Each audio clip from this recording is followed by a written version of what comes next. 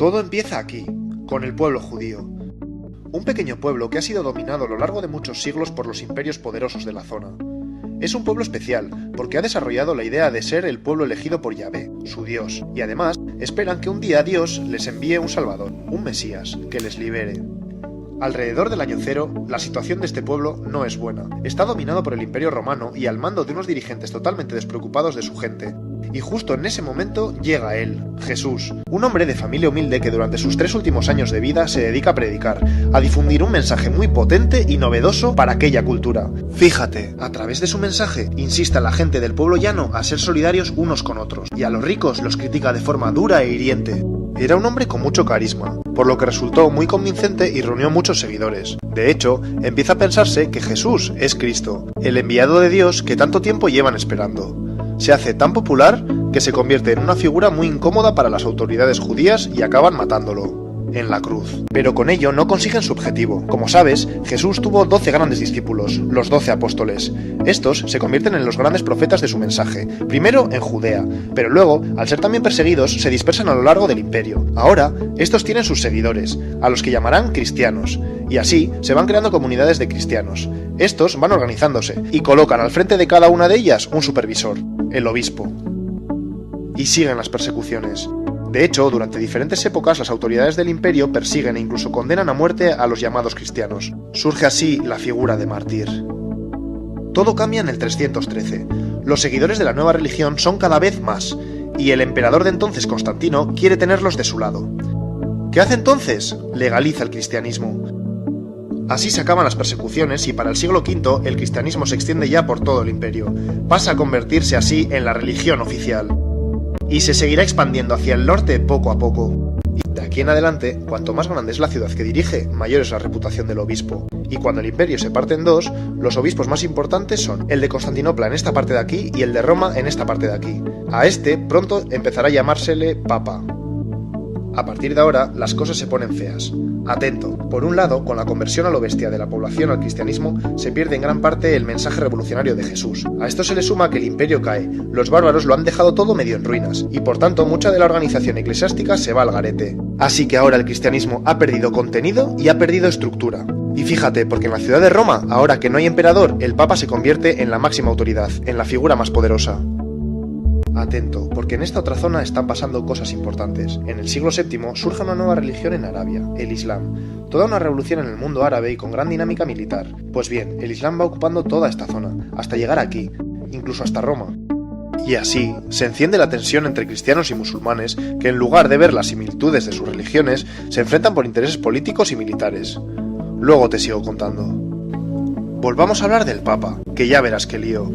Como te he dicho, ahora, el Papa es la máxima autoridad de Roma. Pues bien, de aquí en adelante, va involucrándose en los enredos, alianzas y luchas de poder característicos de cualquier persona interesada en dominar. Y durante los siguientes siglos, seguirán peleando por mantener su poder y ejercen autoridad sobre todo. Hacen vida de reyes, y la corrupción y la avaricia se convierten en algo común entre la mayoría de los papas sucesivos.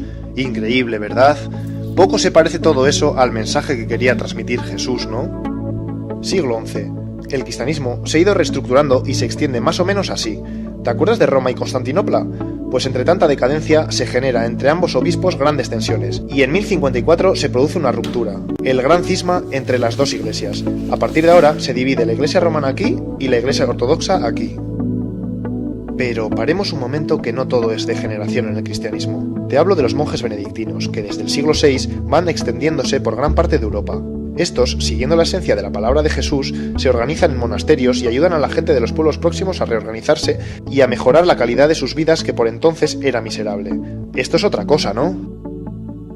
Y ya verás, a lo largo de la historia van a existir dos mundos dentro del cristianismo. La iglesia de base, más humana y sensibilizada con las necesidades sociales del mundo, y la de la jerarquía, centrada mucho más en mantener su estatus. Volvemos a la tensión entre cristianismo e islam. Lo de ahora te suena seguro.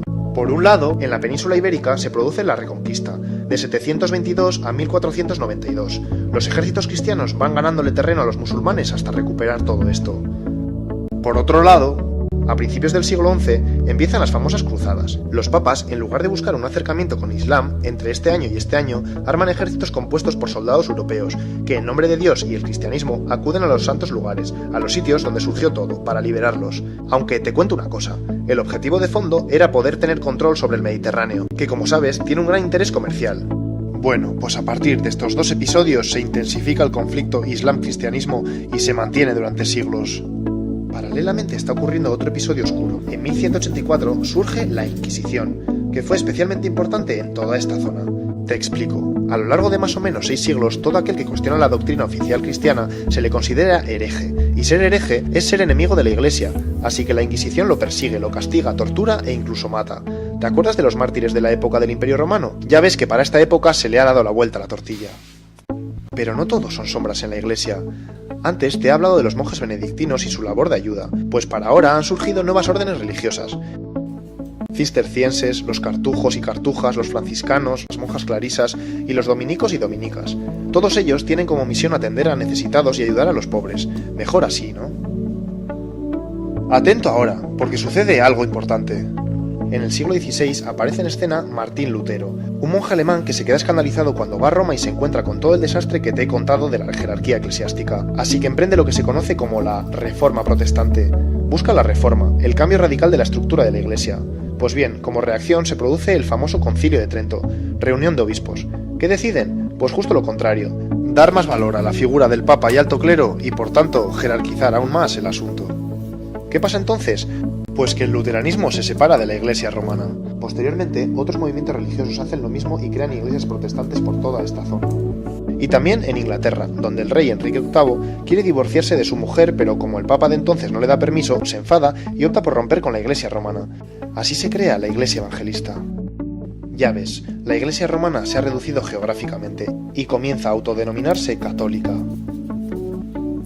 Pero espera, que entonces llega la época de la expansión de Europa por todo el mundo. En la medida que los países de Europa van conquistando territorios, llevan ahí su religión y a sus misioneros, y el cristianismo se expande por todos estos sitios, más o menos así. Paremos un poco que te cuento algo. San Ignacio de Loyola funda la Congregación de los Jesuitas, un grupo de religiosos más dinámicos y con mayor impulso de expandir su fe. Y lo hicieron por todo el mundo, pero de forma algo diferente. En lugar de dejar que los conquistadores dominaran a las poblaciones indígenas y les sometieran, ellos luchaban por reorganizarles. Ante todo aquí. A los conquistadores no les gusta esta jugada y consiguen que el Papa les condene y los suprima. No más jesuitas por estas tierras por una temporada. Damos un salto hasta el siglo XVIII, el de la Ilustración, que como sabes defiende el poder de la razón y lo científico frente a la fe y superstición. Hasta ahora la Iglesia ha sido la que ha dado la explicación de las grandes verdades. Pero ahora surge una marea de movimientos ideológicos, sociales y científicos revolucionarios y la Iglesia siente que son una amenaza de su dogma, por lo que adopta una actitud a la defensiva. Como reacción, se opone e incluso ataca a todo aquel que cuestiona el pensamiento religioso. Es necesario un nuevo concilio. Vaticano I en el siglo XIX. Reunión de obispos otra vez. Decisión, se afianzan aún más en la postura de que la religión es la fuente de las máximas verdades. Ya ves, la Iglesia no consigue ir a la par de los nuevos descubrimientos y de alguna forma queda automarginada. Menos mal que la moneda tiene otra cara. No te olvides que en contraposición a todo esto que te cuento, sigue existiendo una gran dinámica religiosa. En estos siglos se crean cientos de congregaciones religiosas para salir de ese estancamiento, extender así, a lo largo del planeta, la vida cristiana, y además, hacer una labor humanitaria y de ayuda para mejorar la sociedad. Llega el siglo XX. Con todos los desastres de las guerras mundiales y ante el encierro del pensamiento de la Iglesia que te he contado, progresivamente surge la teología de la liberación. Los seguidores de la teología de la liberación desean un cambio en la dinámica que ha adquirido la Iglesia, y así centrarse en los verdaderos problemas sociales del mundo para solucionarlos. La teología de la liberación adquiere tanta fuerza que provoca un nuevo concilio, el del Vaticano II. En el concilio se decide apostar por este cambio, ya era hora. Sin embargo, en las décadas siguientes, ese espíritu del concilio no llega a cuajar tanto como se esperaba dentro de la jerarquía eclesiástica. Eso sí, en numerosas zonas del planeta sigue habiendo una dinámica de personas cristianas que continúan siendo fieles al mensaje de Jesús y que buscan la solidaridad entre gentes y pueblos. Hemos llegado a la actualidad.